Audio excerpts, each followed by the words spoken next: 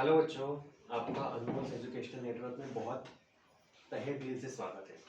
आज से हम आपका क्लास 12 इकोनॉमिक्स स्टार्ट करने वाले हैं महाराष्ट्र स्टेट बोर्ड का। ये आपकी ऑथराइज टेक्स्ट बुक है जो महाराष्ट्र गवर्नमेंट ने इशू किया है। इस टेक्स्ट बुक के कंटेंट पे आज हम आपका डिमांड एनालिसिस इस चैप्टर के लिए शुरुआत करने वाले हैं। सबसे पहले तो आपको डिमांड एनालिसिस इस चैप्टर में 3 चीज़ें बहुत इंपॉर्टेंट है जो आपको पढ़नी है। सबसे पहले तो है law of demand, definition of demand, demand curve, assumptions of demand and exceptions to the law of demand और variation in demand। ये कुछ 4-5 बातें हैं जो आपको बहुत अच्छे से पढ़नी है और ये आपका चैप्टर जो है वो खत्म हो जाएगा। तो आज सबसे पहले हम स्टार्ट करेंगे आपका लॉ ऑफ डिमांड, लेकिन उससे पहले हमको कुछ बेसिक कॉन्सेप्ट जानने हैं। तो वो बेसिक कॉन्सेप्ट जानने के बाद हम आपका लॉ ऑफ डिमांड स्टार्ट करेंगे। तो बेसिक कॉन्सेप्ट जो डिमांड है, डिमांड का मतलब क्या हुआ? डिमांड का मतलब हुआ डिजायर, मेरी इच्छा, एक चीज को पाने के लिए मेरी इच्छा। तो demand is equals to desire. Desire मतलब मेरा अर्ज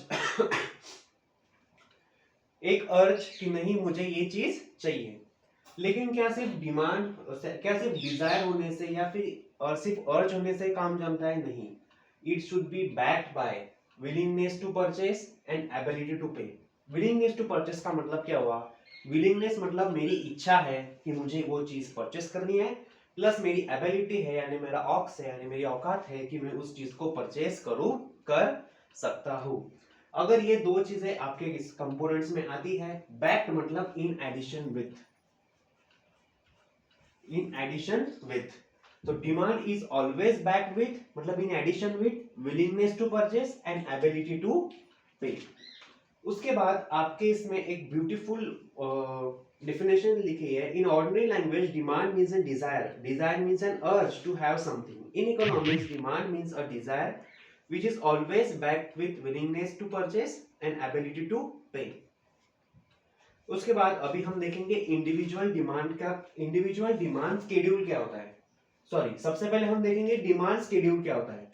तो डिमांड शेड्यूल मतलब एक टैब्यूलर रिप्रेजेंटेशन। इसके बाद I will draw the tabular representation. A tabular representation of a functional relationship. Sir ये फंक्शनल रिलेशनशिप का मतलब क्या होता है? तो बेटा फंक्शनल रिलेशनशिप मतलब दो चीजों के बीच में किस प्रकार का फंक्शन चलता है उसको कहते हैं functional relationship. For example a functional relationship between price and demand.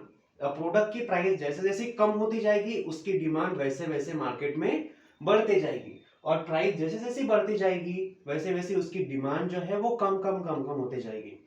तो इसकी इसीलिए कहा जाता है there is a functional relationship between a price and a demand.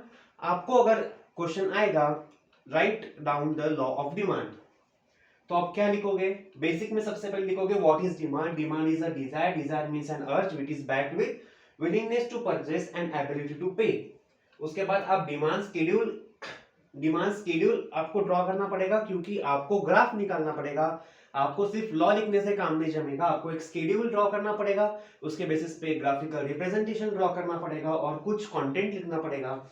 उस कंटेंट में आप सबसे पहले लिखोगे it is a tabular representation मतलब एक टेबल का representation between representing the functional relationship between. Functional relationship मतलब दोनों के बीच की रिलेशनशिप, दोनों के बीच का गुलगुलू।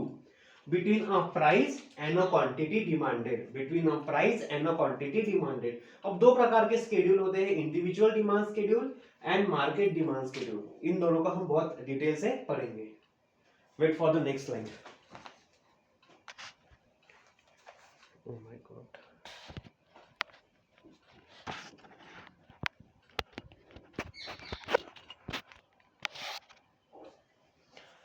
हाँ जी, तो अभी हम देखेंगे डिमांड शेड्यूल। डिमांड शेड्यूल मतलब क्या? A tabular representation of the functional relationship between a price and a quantity demanded. दो बातें ध्यान में रखना। अ फंक्शनल रिलेशनशिप का मतलब होता है दो चीज के बीच में का एक रिलेशनशिप यानी फंक्शनल रिलेशनशिप मतलब दोनों चीजें कैसे फंक्शन करती है एक दूसरे के साथ, एक दूसरे को मद्देनजर रखते हुए दो चीजें कैसे आपस में कोरिलेट होती है, इसको कहते हैं functional relationship. So a demand schedule is a tabular representation representing a functional relationship between a price and a quantity demanded। अब देखिए ये है प्राइस ऑफ कमोडिटी एक्स, ये है unit demanded of commodity x in units, ये rupees में है, ये यूनिट्स में है। कमोडिटी एक्स की जो प्राइस 20 थी तो उसकी क्वांटिटी डिमांडेड 1 था, उसकी जब प्राइस 10 हो गई तो क्वांटिटी डिमांडेड 2 हो गई, उसकी जब प्राइस 5 हो गई तो क्वांटिटी डिमांडेड 3 हो गई। इसका मतलब क्या, जैसे जैसे मेरी प्राइस कम होते जा रही है मेरी क्वांटिटी डिमांडेड बढ़ते जा रही है। इसका मतलब क्या,